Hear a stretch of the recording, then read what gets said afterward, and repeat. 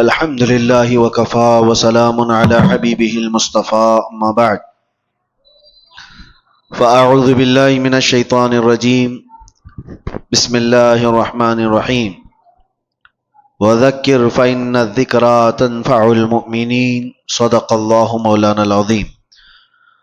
بارگاہ رسالت معاب صلی اللہ علیہ وسلم میں درود پاک کا ہدیہ پیش کریں۔ اللہم صل علی سیدنا محمد معدن الجود والکرم وآلہ واصحابہ الکرام وابنہ الکریم وبارک وسلم صلاۃ دائمۃ سرمدا ابدا۔ اللہ تعالیٰ کے عذاب کی بہت ساری الگ الگ شکلیں ہیں اور عذاب آنے کے انداز بھی الگ ہیں۔ عذاب کی شکلیں جو سنتے آئے کہ پتھروں کی بارش ہو جانا، آگ کا پھیل جانا، طوفان کا آ جانا، ہواؤں سے ہلاک ہونا، چہرے بندر کی شکل کے بن جانا، یہ ایک الگ شکل ہے عذاب کی۔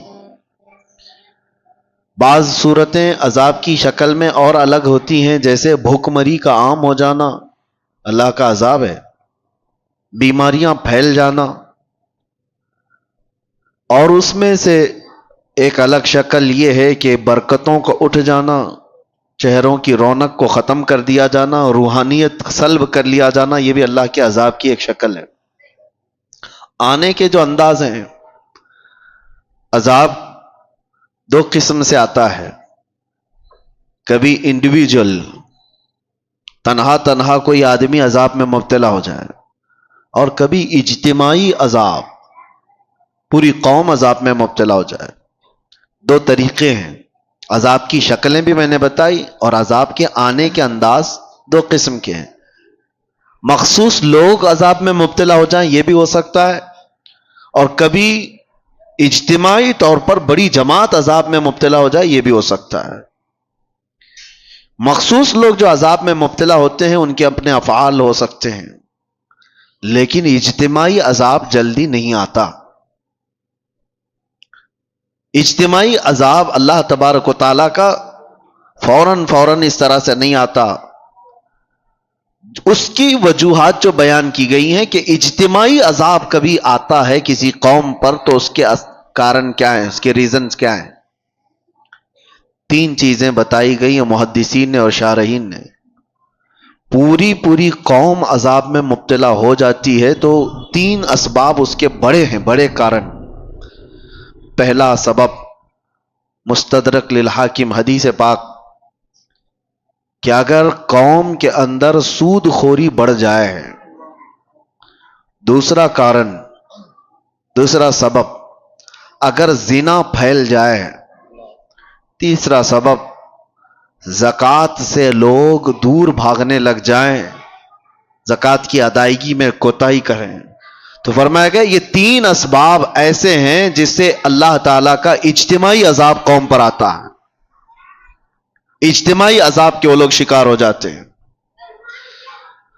یہ تین چیزیں جب کسی قوم میں پھیلتی ہیں تو پوری قوم عذاب میں مبتلا ہو جاتی ہے۔ آج ہم دیکھ رہے ہیں کہ اجتماعی طور پر لوگ اگرچہ پتھروں کا عذاب نہیں دیکھ رہے ہوں گے، آسمان سے آگ برسنے والا عذاب نہیں دیکھ رہے ہوں گے، زمین کے پھٹ جانے اور دھس جانے کا عذاب نہیں دیکھ رہے ہوں گے، لیکن ایک عذاب تو ہم دیکھ رہے ہیں کہ ہمارے اندر سے روحانیت غائب ہو چکی ہے۔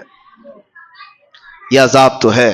اجتماعی عذاب کے جو لوگ شکار ہوئے ہیں، یہ ضروری نہیں ہے کہ آگ کے گولے برسیں اور پتھروں کا عذاب آئے، وہ پچھلی قوموں پر ہوتا رہا، لیکن فی زمانہ ہم جو اس عذاب کے شکار ہوتے ہیں اس میں سے جو ہم دیکھ رہے ہیں برکتوں کا اٹھ جانا، چہروں کے رونق کا ختم ہو جانا، روحانیت ہماری سلب کر لی جائے، اور سب سے بڑی بات یہ ہے کہ اللہ کا سب سے بڑا عذاب کیا ہے؟ اللہ کا سب سے بڑا عذاب یہ ہے کہ جیتے جی ایمان کی دولت چھین لی جائے۔ یہ سب سے بڑا عذاب ہے۔ موت تو ایک بار آئے گی، لیکن ایمان کے بغیر مر گیا تو آخرت میں ہمیشہ اسے دوزخ ہے، ہمیشہ کی جہنم میں جائے گا، وہ سب سے بڑا عذاب ہے۔ ڈر اسی بات سے ہے کہ جیتے جی ہماری بدکاریوں کی وجہ سے ایمان کی دولت تو نہ چلی جائے. آج بے حیائیوں کا جو سیلاب آیا ہوا ہے، نظام درہم برہم ہو چکا ہے. میں ان دو وجوہات پر تھوڑی سی گفتگو کروں گا. آج جمعہ میں بھی میں نے آپ سے یہ گفتگو کیا تھا کہ دل میں کانٹے چبھ رہے ہیں، کلیجہ منہ کو آتا ہے جب حالات اپنے محلوں کے اس طرح کو سننے میں آتے ہیں کہ بدکاریاں اتنی بڑھ گئی کہ بھائی اور بہن کی تمیز ختم ہو چکی ہے. ایک باپ اپنی بیٹی سے مسلسل 12 سال تک زنا کرتا رہا. یہ حالات ہم سنتے آ رہے ہیں، تو کیا کلیجہ منہ کو نہیں آتا؟ یہ چیزیں پیدا کہاں سے ہوتی ہیں؟ انسان اس قدر درندگی کا شکار کب بنتا ہے؟ ایسا حیوان کب بنتا ہے؟ مین ریزن کیا ہے؟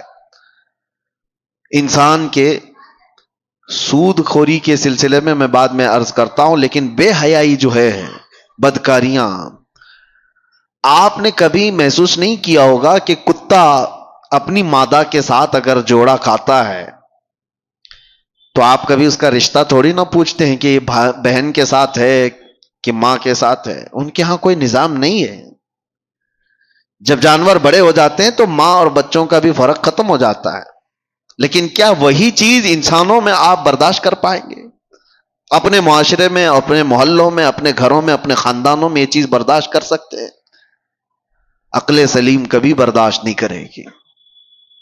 لیکن ہم دیکھ رہے ہیں کہ برداشت کیے جانے کی عادت آ گئی لوگوں کو. یہ سب دیکھ کر کے ہنس کر کے گزر جاتے ہیں.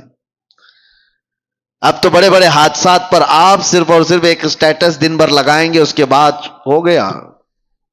بڑے بڑے حادثات صرف اور صرف ایک دن کی نیوز بن کر کے ختم ہو جاتے ہیں. یہ انسان کی درندگی یہاں تک جو آتی ہے، اس کے کچھ اسباب تو ہمیں ڈھونڈنا چاہیے کہ کیوں اس طرح سے انسان بے حیا ہو گیا. سب سے پہلا ریزن ہے اس کے رزق کا، اس کے کھانے کا. گاڑی میں جیسا پیٹرول ڈالو گے ویسی ہی گاڑی چلے گی. ایک ٹنکی ہے چھت پر رکھی ہوئی ہے، اس پر جیسا پانی آپ فل کرو گے، نیچے جس ٹوٹی کو بھی کھولو گے پانی وہی آئے گا جو ٹنکی میں ہوگا. رزق حلال اگر جسم کے اندر جاتا ہے تو اس کے اعضاء سے حلال کام ہوں گے. حرام رزق کا آج اتنا دورہ ہو گیا ہے کہ لوگوں نے اب احتیاط کرنا بھی چھوڑ دیا. یہ جو زبان کا چسکا ہے نا، آج مسلمانوں سے میں گفتگو کر رہا ہوں، دوسروں کو مت دیکھیں آپ کون کیا کھا رہا ہے. یہ زبان کی شہوت تمہیں آزاد اتنا کر گئی ہے کہ تم ہر چیز کھانے پر تیار ہو گئے. پہلے کے دور میں لوگ بچتے تھے، نان ویج کھانا ہے، گوشت کھانا ہے، تو کتنی تحقیقیں ہوتی تھی کہ کہاں سے آیا، کس کا ہے، کون دیا ہے. آج کچھ بھی نہیں. ہمارے بچوں کے سامنے یہ تو مسئلے بھی نہیں رہ گئے. جو فاسٹ فوڈ کے ایسے عادی ہو گئے، ان کو راستہ چلتے ہوئے جو بھی شاورما ملا، پیزا ملا، برگر ملا، لے کے اس کو کھانا ہی ہے. تمہیں پتا ہے، میں جانتا ہوں کئی ایسے لوگوں کو جو کہتے بھی ہیں کہ ہم مردہ مرغیوں کو بیچتے ہیں. مری ہوئی مرغیاں 10 روپے کلو میں لا کر کے اس کا وہ بنا کر کے بیچتے بھی ہیں کئی ایسے لوگ. اگر دوسری قوموں کے ہاں ذبیحہ کا مسئلہ ہی نہیں ہے تو وہ جو کھائیں ہمیں اس سے فرق نہیں پڑتا، لیکن تمہارے لیے رزق کا بہت فرق پڑتا ہے. حرام رزق کا ایک لقمہ جب کسی کے پیٹ میں جاتا ہے تو میرے عزیزوں کئی دنوں تک اس کی کوئی عبادت آسمانوں تک نہیں جاتی، اس کی دعائیں قبول نہیں ہوتی. موسیٰ علیہ السلام ایک بار کوہ طور پر جا رہے تھے، ایک بندے کو اتنا روتے ہوئے دیکھا، ہاتھ لمبے کر کر کے. اس پر آپ کو ترس آ گیا. آپ کوہ طور پر جا کر اللہ سے اس کی سفارش کرتے ہیں کہ مولا اس کی دعائیں پہلے قبول کر لے. رب تعالیٰ فرماتا ہے موسیٰ وہ مانگتے مانگتے مر جائے، ہاتھ پھیلاتے پھیلاتے آسمانوں تک بھی لائے، تب بھی میں اس کی دعا نہیں قبول کروں گا. موسیٰ علیہ السلام ڈر گئے کہ ایسا کیا گناہ کیا اس نے. تو اللہ تعالیٰ فرماتا ہے کہ اس کے پیٹ میں حرام لقمہ ہے، اس کے جسم پر حرام لباس ہے. جب تک یہ ہوگا اس کا رونا گڑ گڑانا میں نہیں دیکھوں گا. آپ کیا سمجھتے ہیں یہ ہلکا ہے؟ یہ چیز کے کنٹرول ختم ہو گیا ہے، جس کی وجہ سے یہ بے حیائیاں عام ہو گئیں، بدکاریاں پھیل گئیں. لوگ آج تمیز بھول گئے. کئی ایسے نوجوانوں کو دیکھا ہے